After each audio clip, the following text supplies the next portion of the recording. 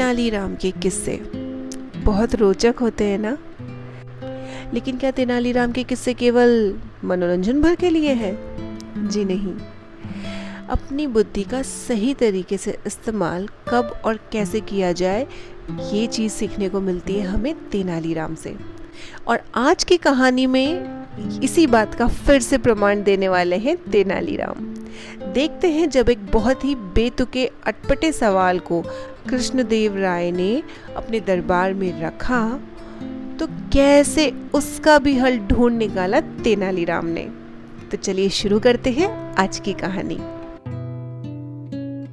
नली का कमाल। राजा कृष्णदेव राय का दरबार लगा हुआ था। महाराज अपने दरबारियों के साथ किसी चर्चा में व्यस्त थे। अचानक से चतुर और चतुराई पर चर्चा चल पड़ी। महाराज कृष्णदेव के दरबार में दरबारियों से लेकर राजगुरु तक तेनालीराम से चिढ़ते थे। तेनालीराम को नीचा दिखाने के उद्देश्य से एक मंत्री ने खड़े होकर कहा, महाराज, आपके इस दरबार में बुद्धिमान और चतुर लोगों की कमी नहीं है, लेकिन अवसर दिया जाए तो हम भी अपनी बुद्धिमानी सिद्ध कर सकते हैं। मगर किंतु क्या मंत्री जी? महाराज कृष्णदेव राय ने आश्चर्य से पूछा।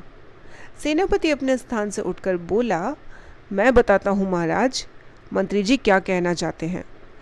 तेनालीराम के सामने किसी भी दरबारी को अपनी योग्यता सिद्ध करने की प्राथमिकता दी ही नहीं जाती। हर मामले में तेनालीराम आगे अड़कर चतुराई का श्रेय स्वयं ले जाते हैं। जब तक अन्य लोगों को अवसर ही नहीं मिलेगा तो वे अपनी योग्यता सिद्ध कैसे करेंगे?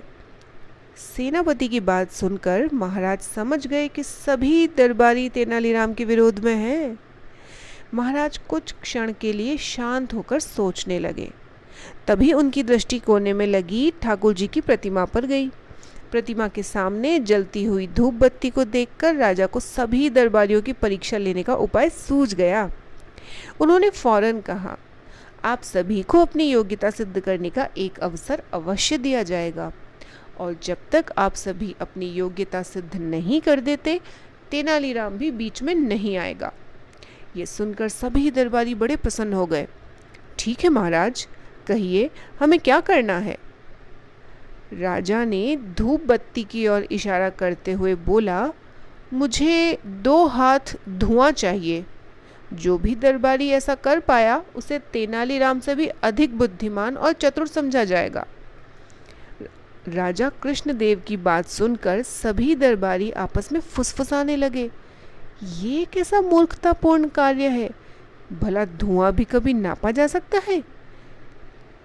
एक एक कर सभी दरबारी अपनी अपनी युक्ति लगाकर धुआं नापने में लग गए। कोई दोनों हाथों में धुआं नापने की कोशिश करता, लेकिन धुआं हाथों से निकलकर लहराता हुआ ऊपर की तरफ निकल जाता। सभी ने भरपूर कोशिश की, लेकिन कोई भी 2 हाथ धुआं महाराज को दे न सका। जब सभी दरबारी थक कर बैठ गए तो एक दरबारी बोला, महाराज, धुआं नापना हमारी दृष्टि में असंभव काम है। हाँ, अगर तेनालीराम ऐसा कर पाए तो हम उसे अपने से भी चतुर मान लेंगे, लेकिन अगर वह ऐसा नहीं कर पाया तो आप उसे हमारे समान ही समझेंगे। राजा मंद मंद मुस्कुराते हुए बोले, क्यों तेनाली, क्या तुम्हें यह चुनौती स्वीकार है? तेनालीराम ने अपने स्थान से उठकर सिर झुकाते हुए कहा, अन्नदाता, मैंने सदैव आपके आदेश का पालन किया है, इस बार भी अवश्य करूंगा। तेनालीराम ने एक सेवक को बुलाकर उसके कान में कुछ शब्द कहे। सेवक तुरंत दरबार से चला गया। अब तो दरबार में सन्नाटा छा गया। सभी ये देखने के लिए उत्सुक थे कि कैसे तेनालीराम राजा को 2 हाथ धुआं देता है। तभी सेवक शीशे की बनी 2 हाथ लंबी नली लेकर दरबार में हाजिर हो गया। तेनालीराम ने उस नली का मुंह धूपबत्ती से निकलते हुए धुएं पर लगा दिया। थोड़ी ही देर में शीशी की नली धुएं से भर गई और तेनालीराम ने नली के मुंह पर कपड़ा लगा दिया और उसे महाराज की ओर करते हुए कहा, महाराज, ये लीजिए 2 हाथ धुआं। ये देखकर महाराज के चेहरे पर मुस्कुराहट आ गई और उन्होंने तेनाली से नली ले ली और दरबारियों की तरफ देखा। सभी के सिर नीचे झुके हुए थे, लेकिन दरबार में कुछ दरबारी ऐसे भी थे जो तेनालीराम के पक्ष में थे। उन सब की आंखों में भी तेनाली के लिए प्रशंसा के भाव थे। तेनालीराम की बुद्धिमानी और चतुराई देखकर राजा बोले, अब तो आप मान गए होंगे कि तेनालीराम की बराबरी कोई नहीं कर सकता। दरबारी भला क्या बोलते, वो सब चुपचाप सुनते रहे। तो ये थी आज की हमारी कहानी चतुराई और बुद्धिमत्ता के बारे में।